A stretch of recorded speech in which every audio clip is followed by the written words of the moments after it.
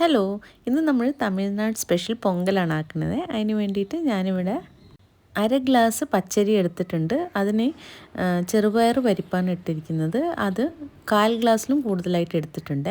ഇതിലേക്ക് നമ്മൾ 2.25 ഗ്ലാസ് വെള്ളം ഒഴിക്കണം. അതുപോലെ പാകത്തിന് ഉപ്പിട്ട് 1 ടീസ്പൂൺ നെയ്യ് ഇട്ടിട്ടുണ്ട്. അപ്പോൾ ഇത് നന്നായിട്ട് ഒരു 2 വിസിൽ നമ്മൾ വേവിച്ചെടുക്കുന്നുണ്ട്.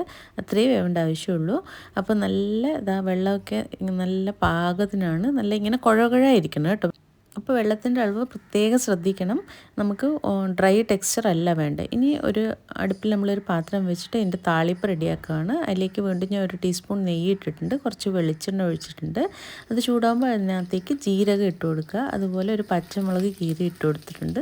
പിന്നെ കൊത്തിയരിഞ്ഞ് ഇഞ്ചി ഇട്ട് കൊടുക്കുക.